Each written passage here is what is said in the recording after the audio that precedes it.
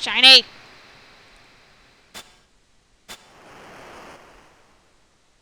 Yeah, great. Where the hell were you during the last 20-something minutes anyway? I mean, Chella transported us out, and then the next thing you know, we're waking up, and he's gone. Where did he go?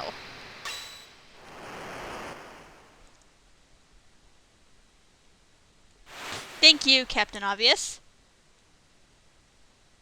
What?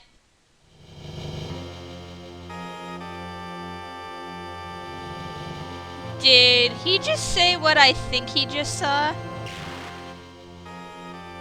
This, my friends, is a flashback to the original timeline, you know, before we got involved in all this crap.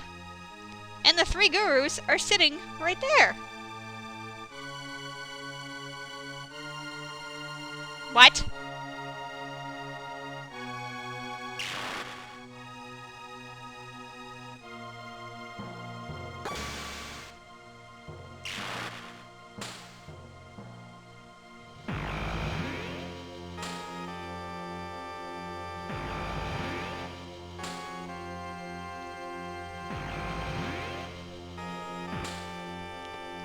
No!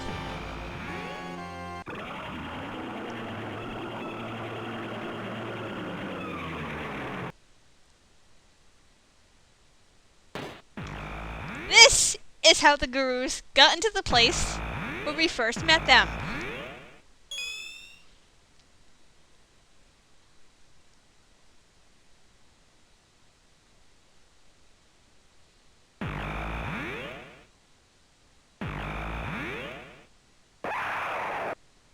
Wait a second.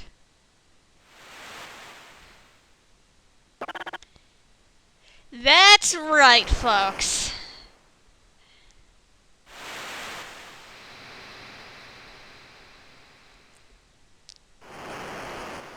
That's right.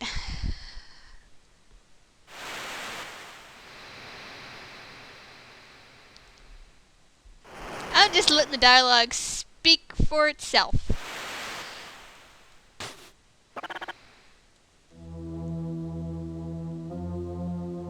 Oh yeah, you know what that music means.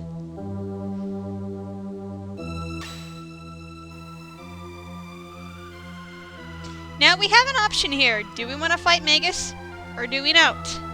I'm going to show both outcomes, so allow me to save my game right here real quick. Alright. So do we want to fight him? Sure.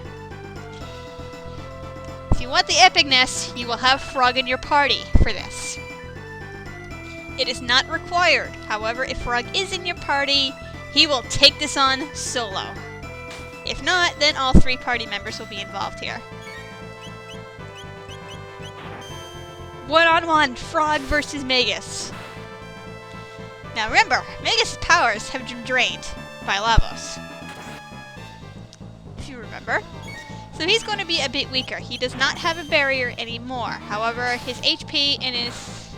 well, his HP is still the same. I don't know about his other stats. But yeah. Basically, Aerial Strike is your best bet here. Obviously, heal if need be.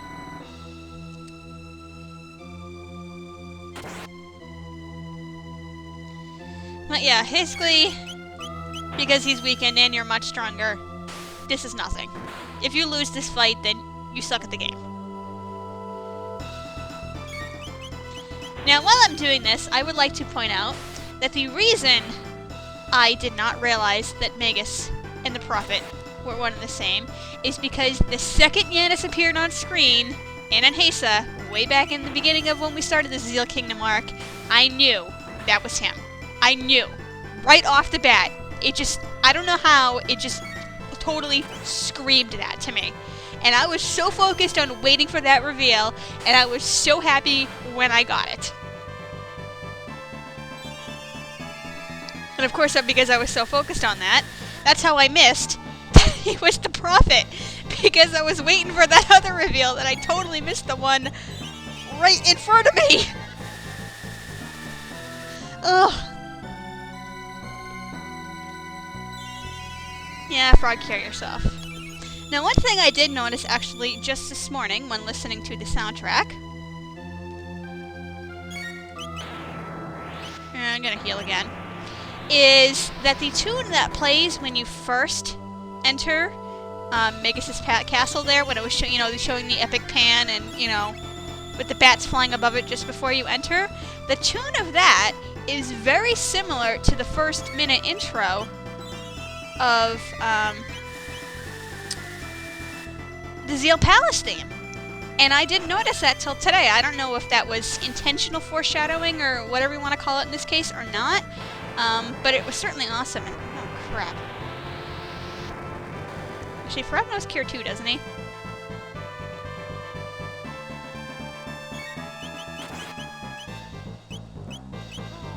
I lost! I lost to Vegas! Woohoo! I just totally insulted myself. See, this is what I get for talking and not paying attention to what I'm doing, which is part of what happened. Otherwise, this is not a bad fight. And he doesn't even say anything after.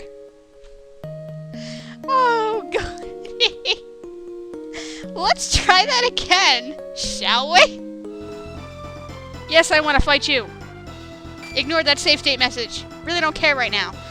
Okay, we're gonna do this right this time. And, heal ourselves with, the better healing spell. But anyway, this will give me more chance to talk. I really don't care that this episode is going insanely long. It's epic enough that it can do what it needs to do. But anyway, yeah. I can't believe I totally missed the fact that he and the Prophet weren't the same because I was so focused on what I already knew. And how I knew, I don't know. I looked at it, and it wasn't even a suspicion or anything like that. It's like, I wonder if it wasn't even one of those. I said, I knew. And you actually do get a hint, because if you remember, when we first battled Magus, rather, when he mentioned, the Black Winds howl, Little Yanis mentions the same thing. Although, you might think me full of crap, but I knew before he said that line. I'm like, I just took one look at that kid and I knew. I'm like, that's him. I'm like, that explains everything. Well, not everything, but it was totally awesome. But of course, no one really knows how old Magus is. I'm guessing he's like in his 30s. And that's what's supposedly said in Radical Dreamers as well. But there's something else I wanted to say here, and I can't remember what the frig it was.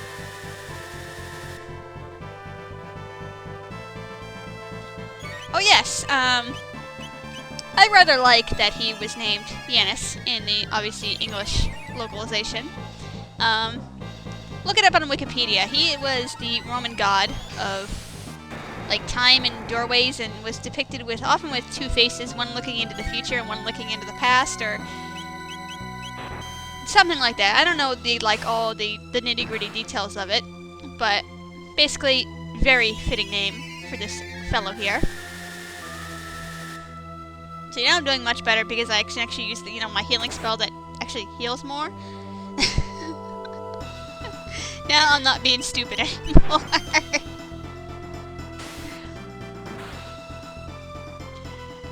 But yeah, getting back to old theories I think are crazy, which I've mentioned a few. Obviously, Magus ended up in 608, well, before he was Magus, ended up in 600 AD. Did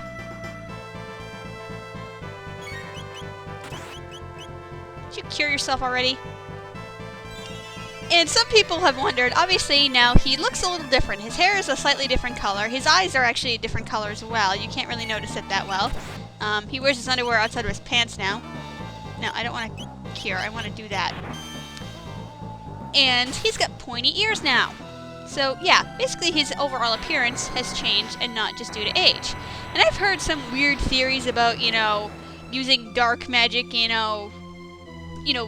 obviously because he does use dark magic, changed him and whatnot. And all I have to say is, you people are thinking this through way too much, okay? We're on a Magus versus Frog battle, okay, right now, alright? We see this here. Frog was once a man named Glenn. Magus, because Ozzy said something, turned him into a frog, and he's been in this form for a decade. If he can instantly turn a man into a frog, I don't think changing his hair and changing his ears and his eye color is going to be a big challenge or anything like that. Maybe he just wanted to appeal himself to the mystics or demons or fiends or whatever the hell you want to call them. They're all the same thing anyway.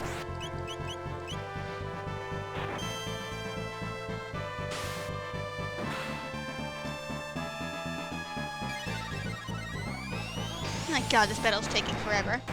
But anyway, oh my god, I have way too much to say about this guy. Way, way too much. But basically, he's all pissed off at Lavos. And that's the reason he tried to summon Lavos to his castle right before we stopped him. And that's how he pretty much died in the original timeline. And what pretty much ended the war, because the Mystics leader was now dead.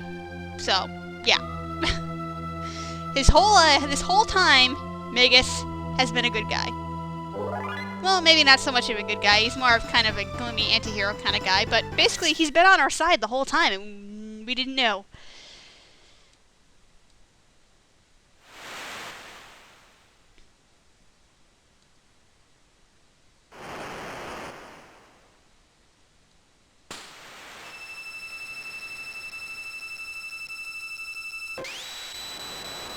Did he just die?